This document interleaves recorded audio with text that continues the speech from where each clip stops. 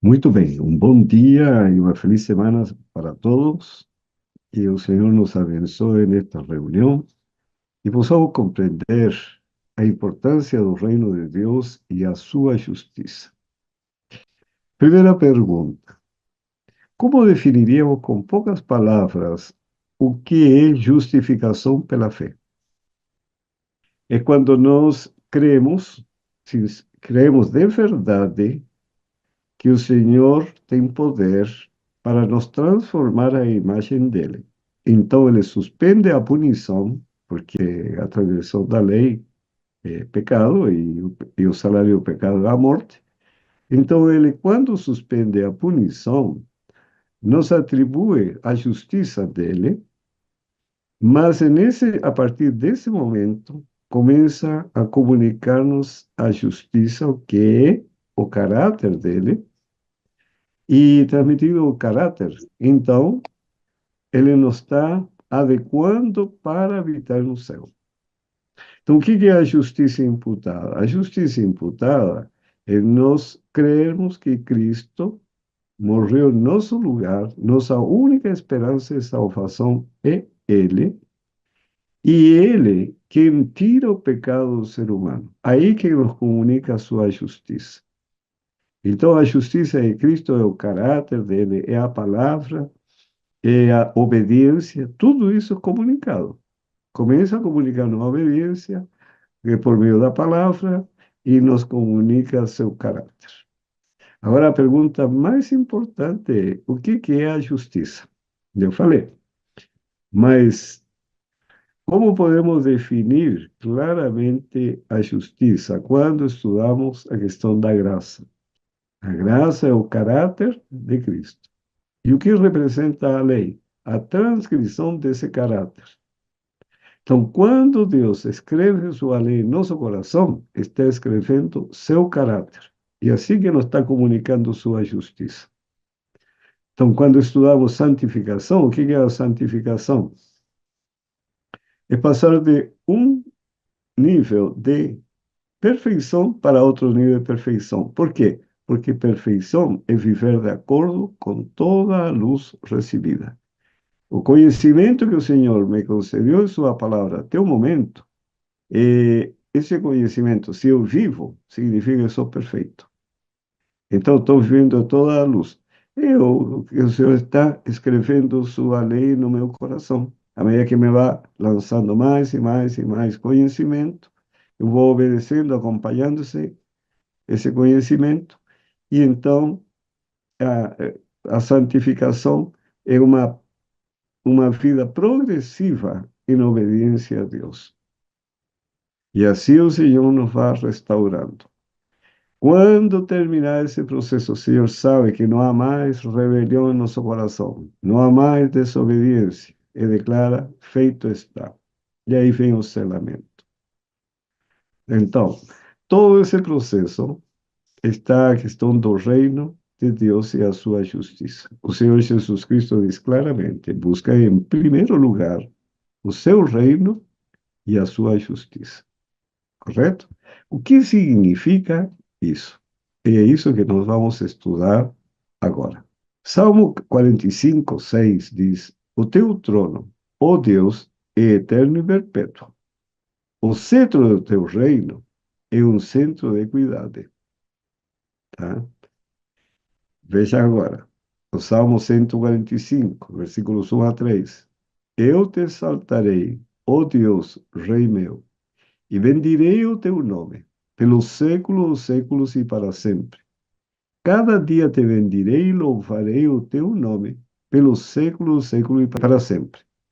Grande é o Senhor, e muito digno de louvor, e a sua grandeza inescrutável. Verso 5. Falarei da magnificência gloriosa da tua majestade e das tuas obras maravilhosas. Se falará da força dos teus feitos terríveis e contarei a tua grandeza. Proferirá abundantemente a memória da tua grande bondade e cantarão a tua justiça. Piedoso e benigno o Senhor, sofredor e de grande misericórdia. O Senhor é bom para todos, e as suas misericórdias são sobre todas as suas obras. Todas tuas obras te louvarão, ó Senhor, e os teus santos te bendirão. Bom, aqui está exaltando o Senhor Deus. E esse salmo é muito assim, significativo, porque ele fala da grandeza ao Senhor, por isso que é digno de louvor, a sua magnificência, sua gloriosa majestade, as obras que ele tem realizado maravilhosas, a força dos seus feitos, e ele diz que proferirão abundantemente a memória da sua bondade, cantarão acerca da sua justiça, da piedade, da benignidade, da grande misericórdia, da bondade, bom para com todos, das misericórdias que são sobre todas as suas obras. Bom, aí ele define o reino dele. O reino de Deus é tudo que está escrito aqui. Por isso que os seus santos o bendirão. Quando o Senhor diz, buscai o seu reino e a sua justiça, está repetindo a mesma coisa. Porque a sua justiça, a sua palavra, o seu caráter, é tudo que está revelado aqui. Quando nós buscarmos o reino de Deus e a sua justiça, estamos buscando todos os atributos do Senhor. No Salmo 145 ainda, versículo 11 a 13, diz, falarão da glória do teu reino e relatarão o teu poder para fazer saber aos filhos dos homens as tuas proezas e a glória da magnificência do teu reino. O teu reino é um reino eterno. O teu domínio dura em todas as gerações. Verso 17. Justo é o Senhor em todos os seus caminhos e santo em todas as suas obras. Perto está o Senhor de todos que o invocam, de todos que o invocam em verdade. Então, buscai em primeiro lugar o seu reino e a sua justiça, e buscar esse lugar maravilhoso, porque o Senhor é maravilhoso. Porque se uma pessoa é boa, o lugar onde ela habita é bom. Se uma pessoa é amorosa, o lugar onde ela habita é amor. Quer dizer, como é a pessoa, é o lugar que ela habita. Porque como ele é bondade, misericórdia, compaixão, tudo isso irradia dele, sobre todas as suas obras criadas, sobre todo o seu reino. E o Senhor nos convida a participar de toda essa magnificência de bênçãos que o Senhor concede a todos que estão com Ele. E por isso que esse salmo é um salmo, um cântico de grande alegria, exaltando ao Senhor. Quando o Senhor Jesus diz, busquai em primeiro lugar o seu reino e todas as demais coisas vos serão concedidas, tudo. O Senhor está dizendo, não se preocupe com a moradia, não se preocupe com a alimentação, não se preocupe com o vestuário. Em primeiro lugar, busca o seu reino e a sua justiça, e todas estas coisas te serão acrescentadas, porque o Senhor é bom. Esse é o plano dele. Daniel capítulo 4, verso 3. Quão grandes são os seus sinais e quão poderosas as suas maravilhas. O seu reino é um reino sempre eterno, e o seu domínio de geração em geração. Verso 27. Portanto, o rei, aqui aconselhando o rei da Babilônia, portanto, o rei, aceita o meu conselho e põe fim aos teus pecados, praticando a justiça, que nós temos estudado, e as tuas iniquidades, usando de misericórdia com os pobres, pois talvez se prolongue a tua tranquilidade. Ele tinha que se converter dos seus maus caminhos. É isso que o Senhor diz: buscar em primeiro lugar o seu reino e a sua justiça, para que se prolongue a tua tranquilidade. para que o Senhor derrame suas bênçãos. Mateus capítulo 3, versículo 1 e 2. E naqueles dias apareceu João Batista pregando no deserto da Judeia e dizendo: Arrependei-vos, porque é chegado o reino dos céus. Esse é o grande convite que o Senhor estende a esse planeta Terra. Arrependam-se, porque a maldade não pode habitar onde está a bondade.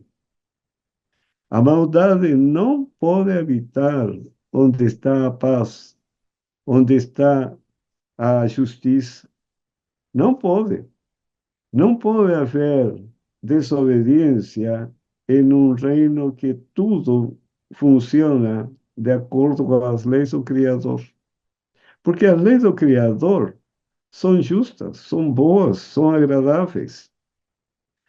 Então não pode haver essa comunhão entre as trevas e a luz. Por isso o Senhor diz: arrependei-vos, porque é chegado o reino dos céus. Em Mateus capítulo 4, versículo 17, e desde então começou Jesus a pregar e a dizer: arrependei-vos, porque é chegado o reino dos céus. A mesma mensagem, verso 23, e percorria Jesus toda a Galileia, ensinando nas sinagogas e pregando o evangelho do reino. O evangelho do reino é o que foi lido nos livros de Salmos 145. E curando todas as enfermidades e moléstias entre o povo. Porque um Deus de amor não se contém vendo pessoas doentes e sofrendo. A primeira coisa que ele faz é procurar aliviá-las, trazê-las de volta à normalidade, a desfrutar da saúde, a desfrutar da paz, a desfrutar dos frutos da justiça. Então, a obra de Cristo foi desde o início não somente chamar ao arrependimento, porque chegado o reino dos céus, mas agir em favor dos desfavorecidos, dos sofredores, e assim mostrar-lhes o que o Senhor estava oferecendo.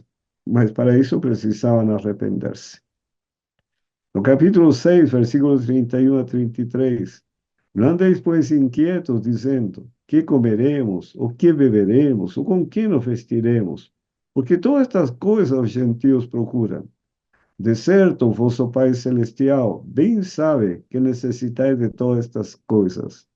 Mas buscai primeiro o reino de Deus e a sua justiça, e todas estas coisas vos serão acrescentadas.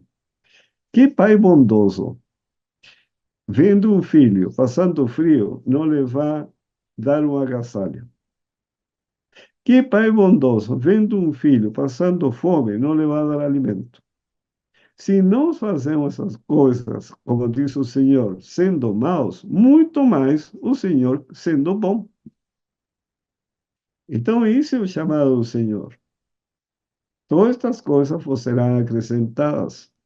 Mateus capítulo 8, versículos 10 a 12. E maravilhou-se Jesus ouvindo isto, e disse aos que o seguiam: em verdade vos digo que nem mesmo em Israel encontrei tanta fé.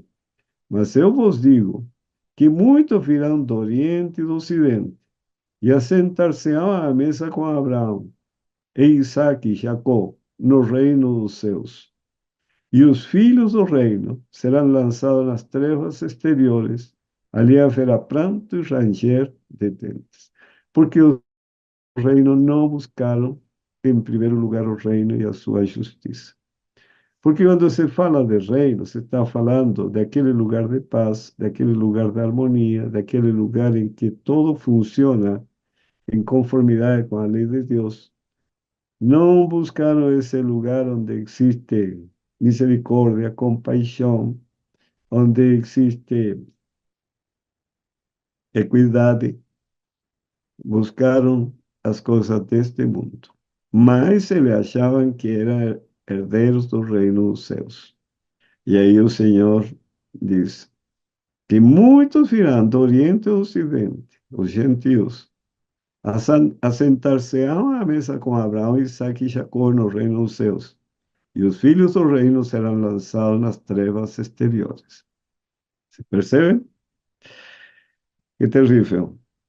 Teniendo tudo na mão, mas eles viraram as costas. Mateus 10, versículos 5 a 8. Jesus enviou estes 12 e les ordenou, dizendo: Não ireis pelos caminhos dos gentios, nem entrareis em cidades samaritanos, mas ide antes às ovelhas perdidas da casa de Israel, que são justamente os que menciona aqui no capítulo 8. E indo, pregai dizendo: É chegado o reino dos céus. E o que eles tinham que aprender? Curai os enfermos, limpai os leprosos, ressuscitai os mortos, expulsai os demônios, e de graça recebeste, e de graça dai. Essa é a manifestação do reino dos céus. Essa é a manifestação do caráter de Cristo. Por isso que a justiça tem que ser comunicada, recebida, e nós temos que procurar e conhecer a justiça, receber a justiça, praticar a justiça e ensinar a justiça. E nesse processo todo, nós estamos entrando no reino dos céus. E é isso que o Senhor nos pede, procurar isso, para nós podermos fazer isso outro. É impossível vamos poder curar os enfermos, limpar os leprosos, ressuscitar os mortos, expulsar os demônios, se não nos dermos os primeiros passos. É impressionante como podemos fechar as portas para a felicidade, a própria felicidade nossa, né? E assim podemos levar uma vida religiosa, uma vida que não tem aquele sabor que tem na vida junto com o Senhor Jesus Cristo. E disso precisamos proteger-nos. Mateus 18, versículos 2 a 4. E Jesus, chamando um menino, o pôs no meio deles e disse: Em verdade vos digo que se não vos converterdes e não vos fizerdes como meninos, de modo algum entrareis no reino dos céus. Portanto, aquele que se tornar humilde como este menino, este é o maior no reino dos céus. E ser humilde significa, o contrário de humilde, é orgulhoso. Orgulhoso não se deixa ensinar. Humilde se deixa ensinar. Então, quando a pessoa está disposta a aprender de Deus, essa pessoa terá entrada no reino dos céus. Mas se a pessoa não está disposta a aprender de Deus, não tem como entrar no reino dos céus, porque vai continuar com suas deficiências de caráter até o fim. Mateus 21, versículos 33 a 36. Ouvi ainda outra parábola. Houve um homem, pai de família, que plantou uma vinha e circundou-a de um valado, e construiu nela um lagar, e edificou uma torre, e arrendou a uns lavradores, e ausentando-se para longe. E chegando o tempo dos frutos, enviou seus servos lavradores para receber os seus frutos. E os lavradores, apoderando-se dos servos, feriram um, mataram a outro e apedrejaram a outro. Depois enviou outros servos, em maior número do que os primeiros, e eles fizeram-lhe o mesmo. No versículo 37 a 43. E por último enviou-lhe seu filho, dizendo: Terão respeito a meu filho. Mas os lavradores, vendo o filho, disseram entre si: Este é o herdeiro. Vinde, matemo-lo e apoderemo-nos da sua herança. E lançando mão dele, o arrastaram para fora da vinha e o mataram. Quando, pois, vier o senhor da vinha, que fará aqueles lavradores? Dizendo-lhes eles: dará afrontosa morte aos maus e arrendará a vinha a outros lavradores, que a seu tempo lhe dêem os frutos. Diz-lhe Jesus: Nunca leste nas Escrituras a pedra que os edificadores rejeitaram, essa foi posta por cabeça do ângulo? Pelo Senhor foi feito isso, e é maravilhoso aos nossos olhos? Portanto, eu vos digo que o reino de Deus vos será tirado y será dada una nación que dé os seus frutos. ¿Y cuál es el fruto que esa nación daría? El fruto del Espíritu Santo, que es justamente una expresión del reino de Dios aquí en la tierra, fruto da justicia comunicada, fruto da obediencia continua y crescente a toda luz recibida. Y esa fue la heranza que el Señor trajo para este mundo. Mateo 25, versículos 31 a 36. Y cuando el Filho do Homem vier en su gloria, y todos los santos anjos con él, entonces asentará en el trono de su gloria, y todas las naciones serán reunidas diante de él, y apartará uns dos otros, como pastor aparta los bodes a las ovelhas, y porá as ovelhas à sua direita, mas os bodes à esquerda. Então dirá o rei aos que estiverem à sua direita: Vinde, benditos de meu Pai, possui por herança o reino que vos está preparado desde a fundação do mundo. E aqui explica por quê. Porque tive fome, deste-me de comer. Tive sede, deste-me de beber. Era estrangeiro e hospedaste-me. Estava nu e vestiste-me. Adoeci e visitaste-me. Estive na prisão e foste ver-me.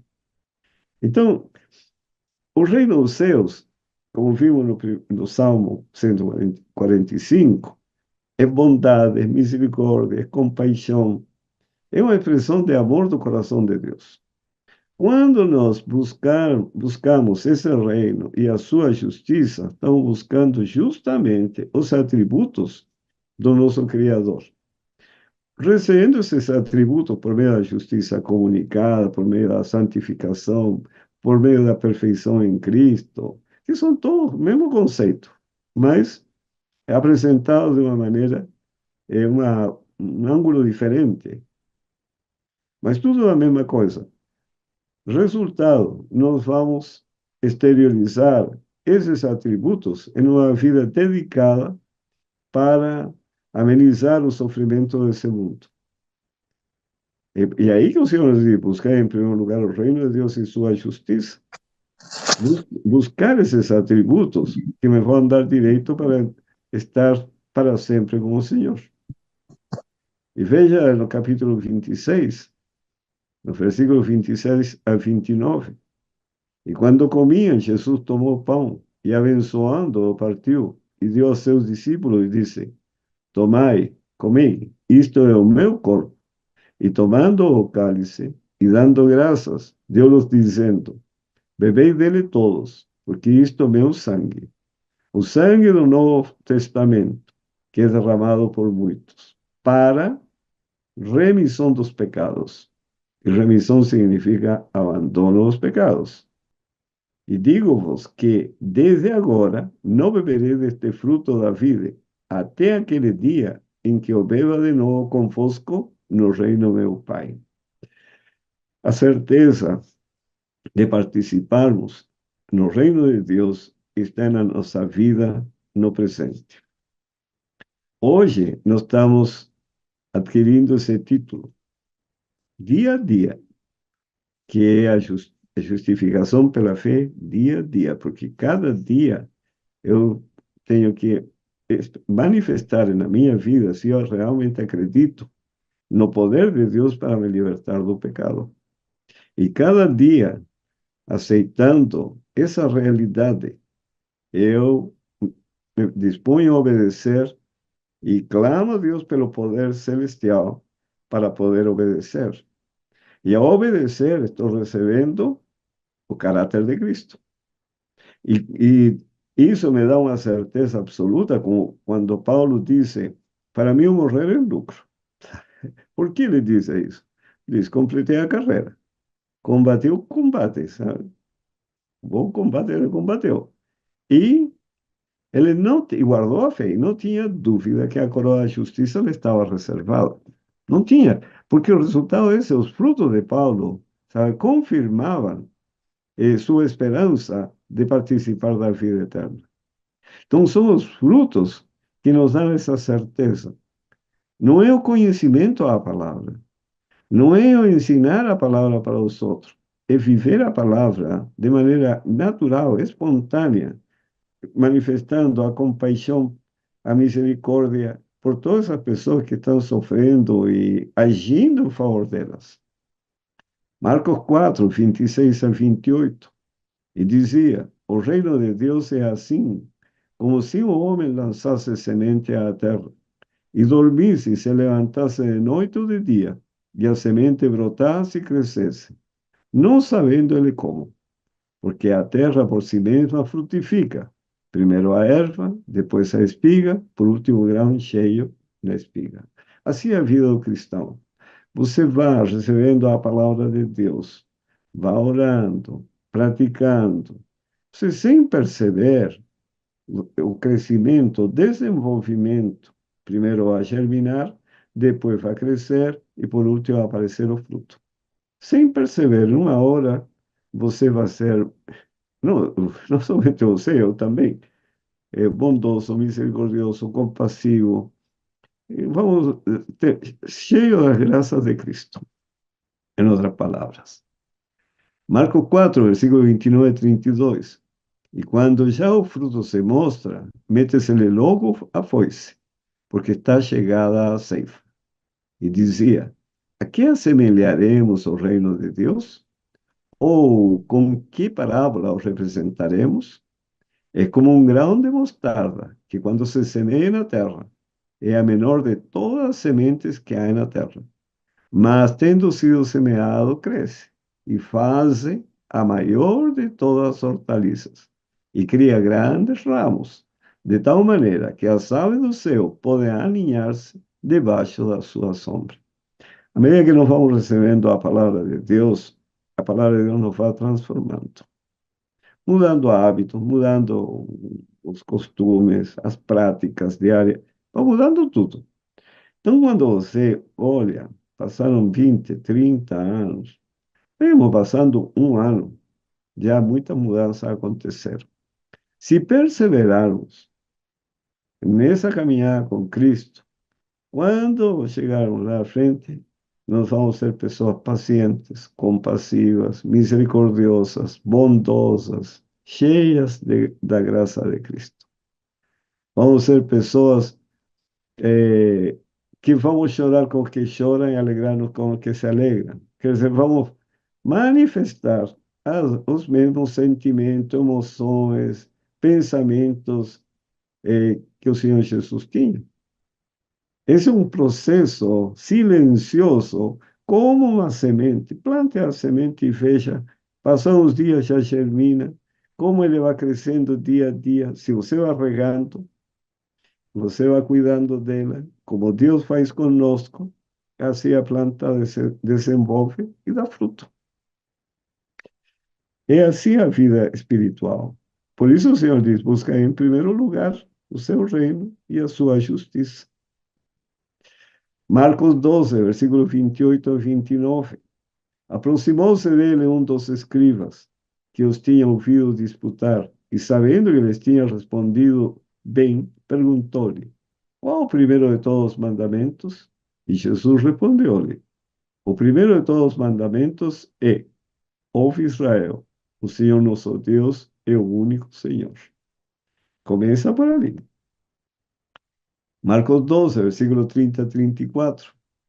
Amarás, pois, ao Senhor teu Deus de todo o teu coração e de toda a tua alma e de todo o teu entendimento e de todas as tuas forças.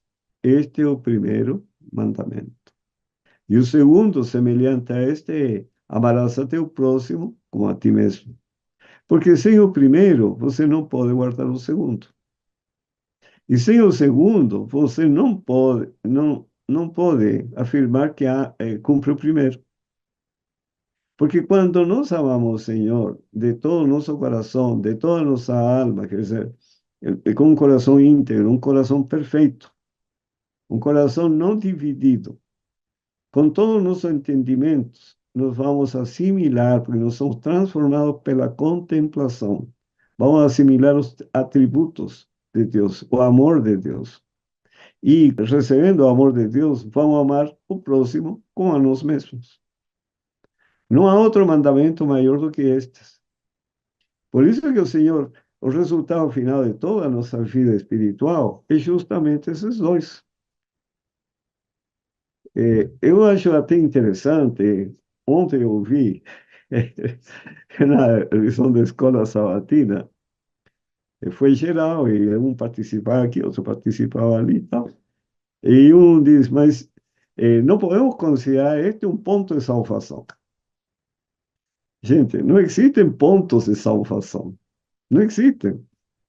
Não é uma tabela assim, ponto um, ponto 2, ponto 3, 4. Eu estou bem no, neste, esse, falta só resolver esses dois pontos, estou salvo. Não existe isso.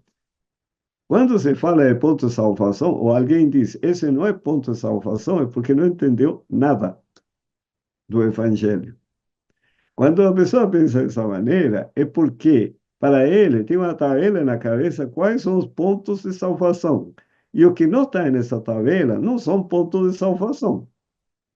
Você percebe como as coisas são confusas na cabeça de muitas pessoas?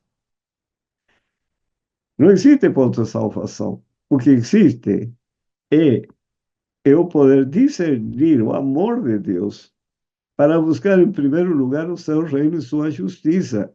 E essa vida unida à videira, ou comendo pão, ou bebendo o seu sangue, como diz em outro lugar, ou bebendo a água, aquele que tem sede, vai haver um desenvolvimento da planta até produzir o fruto. E o fruto vai ser o fruto do Espírito Santo. Esse é o caminho. Andai por ele, sem você fiar nem para a esquerda, nem para a direita. É o que diz o Senhor. E o escriba lhe disse: muito bem, mestre. E com verdade disseste que há um só Deus e que não há outro além dele. E que amá-lo de todo o coração e de todo o entendimento e de toda a alma e de todas as forças e amar o próximo como a si mesmo é mais do que todos os holocaustos e sacrifícios. Não é a prática religiosa que nos transforma, é uma vida que está unida com o Criador para receber seus atributos. E Jesus, vendo que havia respondido sabiamente, disse-lhe: não estáis longe do reino de Deus. E já ninguém ousava perguntar-lhe mais nada. Não estava longe, quer dizer, não estava no reino de Deus, porque ele ainda tinha que aceitar o que ele entendia na sua vida prática. Não é somente entender o plano da redenção que está na Sagrada Escritura. Não é somente isso. Eu preciso entender e, com uma criança, me submeter a ele para poder receber a palavra de Deus e, assim, produzir o fruto de arrependimento. Lucas 4, versículo 42 a 44. E sendo já dia, saiu e foi para um lugar deserto. E a multidão o procurava e chegou junto dele. E o detinham para que não se ausentasse deles. Ele, porém, lhes disse: também é necessário que anuncie a outras cidades o evangelho do reino de Deus, porque para isso foi enviado. E pregava nas sinagogas da Galileia. O evangelho tem que ser levado ao mundo inteiro. Nós temos que receber o evangelho, não somente no, em termos de conhecimento, mas precisamos praticá-lo e ensiná-lo. A quantas pessoas? Aonde o Senhor nos mandar. Lucas capítulo 8, verso 1. E aconteceu depois disto, que andava de cidade em cidade, de aldeia em aldeia, pregando e anunciando o evangelho do reino de Deus. E os 12 iam com ele. Verso 4. E ajuntando-se uma grande multidão, e vindo de todas as cidades ter com ele, disse por parábolas: um semeador saiu a semear a sua semente, e quando semeava, caiu alguma junto do caminho, e foi pisada, e as aves do céu a comeram. E outra caiu sobre pedra, e nascida secou-se, pois que não tinha umidade. E outra caiu sobre espinhos, e crescendo com ela os espinhos, a sufocaram. E outra caiu em boa terra, e nascida produziu fruto, a cento por um. Dizendo ele estas coisas, clamava: Quem tem ouvidos para ouvir, ouça. E os seus discípulos o interrogaram, dizendo: Que parábola é esta?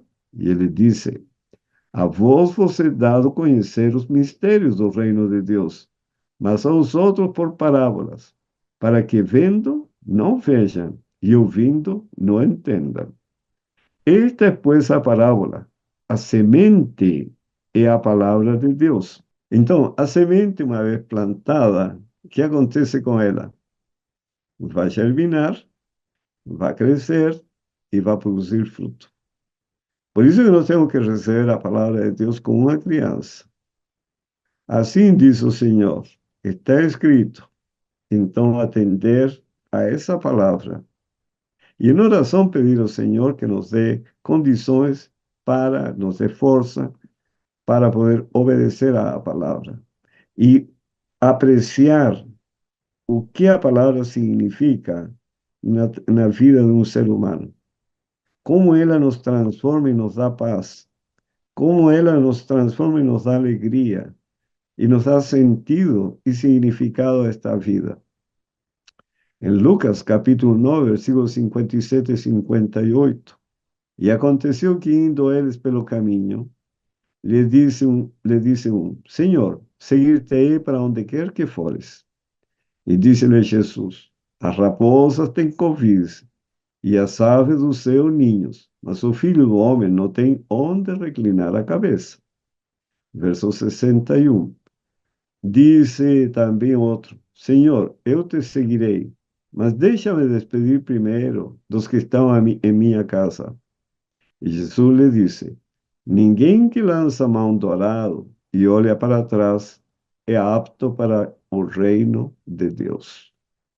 A pessoa para seguir a Cristo tem que se desprender deste mundo. Tem que simplesmente olhar para frente e acompanhar o Senhor na sua caminhada. Porque esse mundo não se harmoniza com o reino de Deus, em nenhum aspecto. Em nenhum aspecto. Os interesses são outros, os planos desse mundo são outros. Todo o esforço realizado nesse mundo tem com outro propósito. Tá? É construir para este mundo. E são coisas simples. Algumas coisas que a pessoa pensa, recebe desde criança.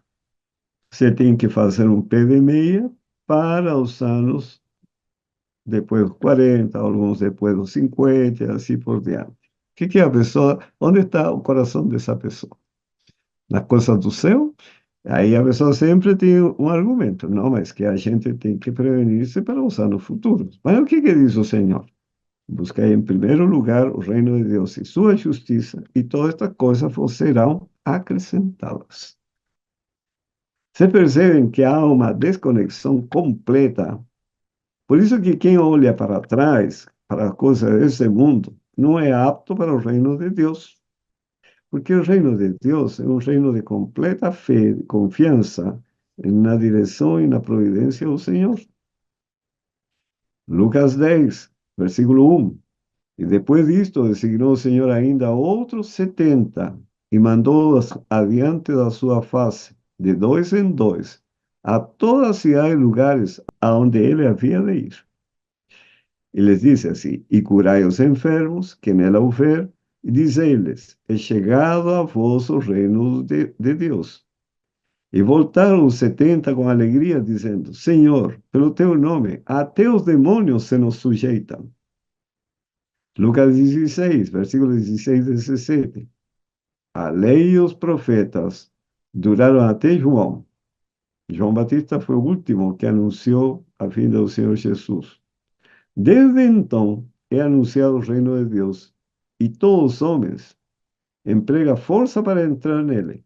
E é mais fácil passar o céu e a terra do que cair um tiro da lei. As pessoas eh, força a entrar no reino dos céus, mas a entrar no reino dos céus tem que ser de acordo com a lei de Deus, porque a lei de Deus apresenta os atributos do céu. Eu não posso entrar no céu sem bondade, sem ser misericordioso, sem ser humilde, sem ser manso. Tenho que adquirir isso aqui na terra. Por isso que a justiça comunicada, a santificação, todo esse processo que temos estudado até hoje, nos preparam para entrar e ter esse acesso ao reino dos céus. Lucas 17, versículo 20 e 24. E interrogado pelos fariseus sobre quando havia de vir o reino de Deus, respondeu-lhes e disse: O reino de Deus não vem com a aparência exterior, nem dirão, ei-lo aqui ou ei-lo ali, porque eis que o reino de Deus está entre vós, que era Cristo. E disse aos discípulos: Dias virão em que desejareis ver um dos dias do Filho do Homem, e não o vereis. Agora que o reino de Deus estava entre eles, sabe? Eles queriam saber como poderiam entrar no reino de Deus, ou quando ele viria. Não conseguiam discernir que o reino de Deus era a vida de Cristo, que nós precisamos receber. E dir-vos-ão, ei-lo aqui ou ei-lo ali, não vades nem os sigais, porque como o relâmpago ilumina desde uma extremidade inferior do céu até a outra extremidade, assim será também o Filho do Homem no seu dia. Cristo é o reino dos céus. Buscai em primeiro lugar o seu reino e a sua justiça. Buscai em primeiro lugar a Cristo e seu caráter. Lucas 18, versículos 28 a 30. E disse Pedro: Eis que nós deixamos tudo e te seguimos. E ele lhes disse: Na verdade vos digo que ninguém há que tenha deixado casa, ou pais, ou irmãos, ou mulher, ou filhos, pelo reino de Deus, que não haja de receber muito mais neste mundo e na idade vindoura a vida eterna. Quando você lê esse texto, o que você imagina? Que você vai receber nesse mundo muitas casas, talvez, muitos bens, e no final a vida eterna. Mas, pelo que já estudamos, o que é o reino de Deus? É justiça, é paz, é, é, são os atributos de Deus, misericórdia, compaixão, etc. Então, quando a pessoa se abnega e renuncia a todo esse mundo para adquirir esses atributos, o que ele vai receber neste mundo? Esse mundo vai abraçar e vai dizer: que maravilha você ser um homem manso, um homem perdoador, um homem cheio da graça de Cristo. Não, mas Lucas fala deste texto como dizendo em perseguição e sofrimento. Aqui nesse mundo você vai receber tudo isso por receber o reino de Deus. Mas, na idade vindoura, a vida eterna. Lucas 21, versículo 25 a 31, diz: Haverá sinais no sol e na lua, e nas estrelas, e na terra angústia às nações, em perplexidade pelo bramido do mar e das ondas. Homens desmaiando de terror, na expectação das coisas que sobrevirão ao mundo, porquanto a virtude dos céus será abalada. E então verão vir o Filho do Homem numa nuvem com poder e grande glória. Ora, quando estas coisas começarem a acontecer, olhai para cima e levantai as vossas cabeças, porque a vossa redenção está próxima. Mateus diz: exultai, e diz-lhes uma parábola: olhai para a figueira e para todas as árvores. Quando já tem reventado, vós sabeis por vós mesmos, vendo-as, que perto está já o verão. Assim também vós, quando virdes acontecer estas coisas, sabeis que o reino de Deus está perto. Quando você vê os acontecimentos desse mundo hoje, terremoto numa esquina, furacão na outra esquina, na outra esquina guerra, na outra epidemia, na outra inundações, na outra incêndio, etc. O reino de Deus está longe ou está perto? Graças a Deus que está muito perto. E próxima está a nossa redenção. João capítulo 3, versículos 5 a 7. Jesus respondeu: na verdade te digo, que aquele que não nascer da água e do Espírito não pode entrar no reino de Deus. Claro, tem que nascer do Espírito. O que é nascido da carne, carne. E o que é nascido do Espírito, é Espírito. O que é nascido da carne é ser carnal. E o que é nascido do Espírito Santo é espiritual. Não te maravilhe de ter dito, necessário você nascer de novo. Para nós entrarmos no reino de Deus, nós temos que buscar o reino de Deus e sua justiça. E para isso temos que morrer para a carne, como Paulo disse, que fez morrer a sua natureza carnal. Ele crucificou a carne. Não vivo mais eu, mas Cristo vive em mim. Então, é uma decisão necessária. Não podem se unir o mundo com o reino de Deus e sua justiça. Não tem ponto de contato. Atos 14, versículos 21 e 22. E tendo anunciado o evangelho naquela cidade e feito muitos discípulos, voltaram para Listra e Icônio e Antioquia, confirmando os ânimos dos discípulos, exortando-os a permanecer na fé, pois que por muitas tribulações nos importa entrar no reino de Deus. Claro, porque tem que renunciar a tudo desse mundo e procurar a justiça de Cristo. Atos 19, versículo 8, 9. E entrando na sinagoga, falou ousadamente por espaço de 3 meses, disputando e persuadindo-os acerca do reino de Deus. Mas, como alguns deles se endurecessem e não obedecessem, falando mal do caminho perante a multidão, retirou-se deles e separou os discípulos, disputando todos os dias na escola de um certo tirano. O mundo não consegue enxergar, você não pode ir para o céu levando o mundo consigo. E esse é o caminho. Nós temos que não somente parar de fumar, de beber, de maus pensamentos, sentimentos, tem que ficar aqui na terra. Tem que haver uma mudança, e essa mudança é só operar recebendo a justiça de Cristo. É um fruto. A mudança é um fruto. Atos 28, versículos 23 e 24. E havendo-lhe eles assinalado um dia, muitos foram ter com ele à pousada, aos quais declarava com bom testemunho o reino de Deus, e procurava persuadi-los à fé em Jesus, tanto pela lei de Moisés, como pelos profetas, desde a manhã até a tarde. E alguns criam no que se dizia, mas outros não criam. É, sempre assim.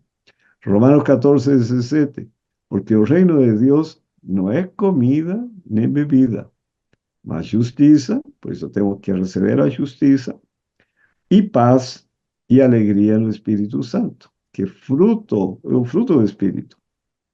1 Coríntios 4:20, porque o reino de Deus não consiste em palavras, não é somente conhecimento, mas em poder. 1 Coríntios 6, versículo 9 e 10. Não sabeis que os injustos não hão de herdar o reino de Deus? Não é reis, nem os devassos, nem os idólatras, nem os adúlteros, nem os efeminados, nem os sodomitas, nem os ladrões, nem os avarentos, nem os bêbados, nem os maldizentes, nem os roubadores herdarão o reino de Deus. Podem ser todos eles religiosos, mas não têm entrada, não têm acesso ao reino de Deus, porque lá só entra a paz, entra a harmonia, obediência, misericórdia, compaixão. Tudo que Deus fez no ser humano aqui na terra é o que entra lá. Buscai primeiro o reino de Deus e a sua justiça. Mateus 13, 24. Propôs-lhe outra parábola, dizendo: o reino do céu é semelhante ao homem que semeia a boa semente no seu campo. Mateus 13, 33. Outra parábola lhes disse: o reino dos céus é semelhante ao fermento que uma mulher toma e introduz em 3 medidas de farinha até que tudo esteja levedado. A palavra de Deus tem que penetrar em todas as áreas da nossa vida, não somente em uma, em todas. Tem que tomar posse das 4 dimensões do ser humano, da dimensão física, da dimensão mental, da dimensão psicossocial nos seus relacionamentos, na dimensão espiritual. A palavra de Deus tem que tomar posse de tudo. No verso 44, também o reino do céu é semelhante a um tesouro escondido num campo, que o homem achou e escondeu, e pelo gozo dele, vai, vende tudo quanto tem e compra aquele campo. Temos que deixar tudo nesse mundo, irmãos. Tudo. Nosso tempo não é mais nosso tempo. Nossos bens não são mais nossos bens. Nossa pessoa não é mais nossa. Temos que ser completamente de Cristo. Nosso tempo tem que ser dedicado ao Senhor, nossos bens dedicados ao Senhor, nossa vida dedicada ao Senhor. Porque assim podemos ser moldados à sua imagem e semelhança, e assim teremos acesso ao reino eterno de Deus. Versículo 45, 46. Outro sim, o reino do céu é semelhante ao homem negociante que busca boas pérolas e, encontrando uma pérola de grande valor, foi, vendeu tudo quanto tinha e comprou-a. Tem que abrir mão de tudo. Mateus 13, 47 e 48. Igualmente, o reino dos céus é semelhante a uma rede lançada ao mar e que apanha toda a qualidade de peixes. E estando cheia, a puxam para a praia, e assentando-se apanham para o cesto os bons. Os ruins, porém, lançam fora. Se percebem? Não dá para ser confundido. Versículo 52. E ele disse-lhes: Por isso, todo escriba instruído acerca do reino dos céus é semelhante a um pai de família que tira do seu tesouro coisas novas e velhas. Ele vai tirando tudo que está aí nesse cofre, esse tesouro celestial, coisas novas. Para ele sempre, você vai estudar na Bíblia, sempre vai aparecendo coisas novas e as velhas também. Capítulo 20, verso 1. Porque o reino do céu é semelhante a um homem, pai de família, que saiu de madrugada a assalariar trabalhadores para a sua vinha. No capítulo 22, versículos 2 a 4.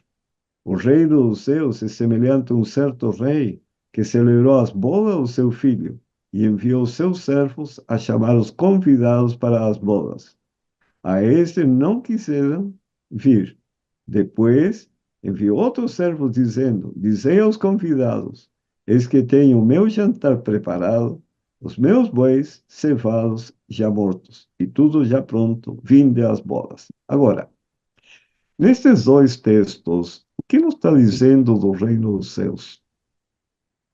Vejam aqui capítulo 20, verso 1. Porque o reino dos céus é semelhante a um homem, pai de família, que saiu de madrugada a assalariar trabalhadores para a sua vinha. O que significa isso?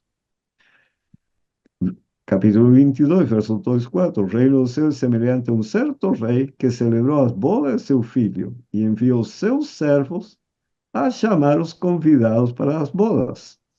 O que significa tudo isso? Que o reino dos céus, o reino de Deus, esse reino, implica também em um esforço voluntário, constante, permanente, em chamar as pessoas para o banquete das bodas do Filho do Rei. Convidar as pessoas para receber o Senhor Jesus Cristo como seu Salvador. É nós participarmos da missão de Deus. Eu não posso ser um frequentador de igreja apenas, gostar de mensagens, ficar estudando a Bíblia, sem que isso seja comunicado aos demais. Porque Como era Cristo? Nós temos que pensar sempre como ele era. Ele orava muito, ele mantinha uma comunhão íntima com o Pai constantemente, mas ele não ficava sentado na praia, contemplando a natureza, agradecendo a Deus pelas bênçãos de tudo que o rodeava, recebendo os alimentos e agradecendo a Deus, mas sem compartilhar com os demais as bênçãos dos céus. E esse é um ponto muito sério que nós temos que levar em consideração, porque o pecado fez o homem um ser preguiçoso, negligente, egoísta, e isso está na natureza do ser humano. Como curar-nos do egoísmo, de a falta de afeto e consideração pelos outros? Tenho que entrar na missão. Tenho que participar.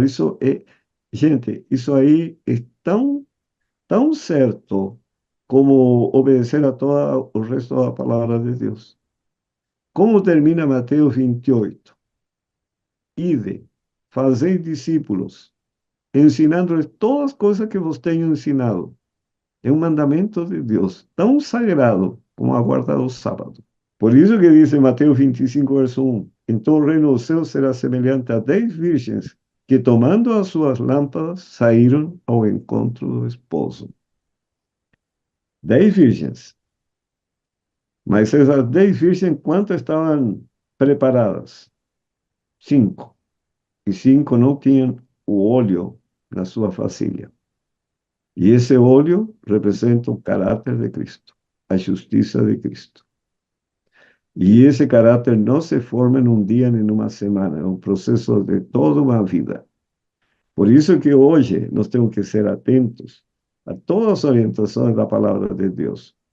Se o Senhor nos diz que nós devemos sair a convidar as pessoas para as bodas, para o banquete das bodas do Filho do Rei, nós precisamos orar e dizer: Senhor, ajuda-me para ir, vencer a preguiça, vencer o egoísmo, vencer, sabe, a falta de amor pelos que perecem e poder aprender a amar o próximo como a mim mesmo. E como vou amar se eu sei que essa pessoa, se não recebe o evangelho, ele não tem como ser salvo, não tem como entrar no mundo, no reino dos céus, porque são coisas diferentes. Então, nós precisamos sair, que conhecemos isso, levar esse conhecimento. E não é fácil, não é fácil. Sabe, é algo assim: você vai chegar nas casas e oferece uma literatura, eles dizem: olha, hoje não, obrigado. É, no momento não tenho interesse, sabe? Outro dia, e você vai de casa em casa, até achar uma família que recebe a literatura e agradece, sabe? Tem que caminhar muito. Mas se você não ama as pessoas, você não sente a tragédia deles por rejeitar o conhecimento de Deus, você não vai sair. Você vai falar: mas ninguém quer receber, ninguém está preocupado com isso, é perda de tempo. Mas existem pessoas que estão esperando receber o conhecimento, só que tem que garimpar, tem que cavar, tem que procurar. E aí você achar essas pessoas. Diz o Senhor: cheguemos, pois, com confiança ao trono da graça, para que possamos alcançar misericórdia e achar graça. Hebreus 4:16. O trono da graça representa o reino da graça, pois a existência de um trono implica a de um reino. Em muitas parábolas, Cristo usa a expressão o reino dos céus para designar a obra de graça divina no coração dos homens. Cristo no seu santuário, página 69. O colportor evangelista, página 153. Quando um pecador se torna sensível ao fato de que unicamente por intermédio de Cristo pode ele ganhar a vida eterna, quando ele sente que a obediência à palavra de Deus é a condição de entrada no reino de Deus, Então, irmãos, quando diz o Senhor, ide e fazei discípulo, eu não é condição para entrar no reino de Deus. Claro, porque a palavra de Deus me está dizendo, ide. Quando o Senhor me diz, lembra-te do dia de sábado para o guardar, o santificar. É um mandamento ou não é um mandamento? Sim, tão certo como o que está em Mateus 28, ide e fazei discípulos. Mas se as pessoas não querem ser discipuladas, busca outro. E se ele não quer, busca outro. E se não quer, busca outro e outro e outro e outro, até achar alguém. Não são muitos, mas vamos achar se procurarmos. Quando vê a Cristo como a propiciação pelo pecado, vê o Salvador em humildade e contrição, confessando seus pecados e buscando perdão. Sua alma é impressionada com um sentimento de majestade e glória de Deus. A bênção de uma eterna vida de paz e gozo e pureza é sentida tão profundamente que é feita uma entrega completa. O que nós temos estudado hoje de manhã é buscar em primeiro o reino de Deus e a sua justiça. Primeiro, eternidade, bondade, justiça, piedade, benignidade, misericórdia, justiça e santidade é o que caracteriza o reino dos céus. Isso que foi lido no primeiro texto, o Salmo 145. Nos conduz ao arrependimento e obra médico-missionária, que foi o ministério de Cristo, chamando a pessoa ao arrependimento e abandono do pecado e curando os doentes. Mateus 4:23. A fé, Mateus 8:5-10. A humildade, Mateus 18:3-4. Tudo isso caracteriza o reino de Deus. Produzir fruto, Mateus 21, versículo 40-43. As obras de beneficência se tornam naturais. Mateus 25, versículos 34-36.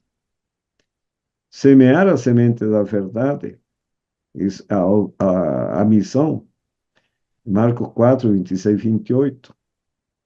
Amar a Deus de todo o coração, alma, entendimento e força. Marcos 12, 30-34. Então, quando isso, o Senhor, buscar primeiro o reino de Deus e sua justiça, é buscar a bondade, a justiça, a piedade, a benignidade, a misericórdia, a justiça e santidade. Isso nos conduz ao arrependimento. A nossa fé vai manifestar nossas obras.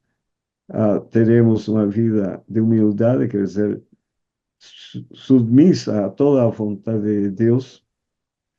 Aí vão produzir o fruto. Aí vem as obras de beneficência que realizava o Senhor Jesus, curando, dando de comer o que não tinha, compadecendo-se dos desafortunados.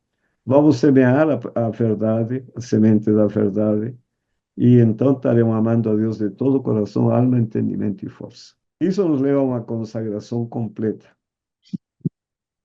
Cristo é o reino de Deus. E, portanto, nos leva a ser desprendidos, a guardar pela vinda do Senhor, conforme todos estes versículos apresentam. Isso representa um novo nascimento, uma vida transformada, nos permite suportar tribulações, a ser perseverantes, a ensinar com conhecimento, não ensinar sem conhecimento, mas procuraremos ter conhecimento para ensinar. Isso nos trará paz, justiça, paz e alegria no Espírito Santo. E poder, que vai ser nosso tema de quinta-feira, que só a chuva seródia. Que o Senhor nos abençoe para que nós estejamos dispostos a receber todas essas bênçãos. Porque o que temos a dar não é nada para o que temos que receber. Que o Senhor nos abençoe, nos guarde e nos conduza por esse caminho de buscar em primeiro lugar o reino de Deus e a sua justiça.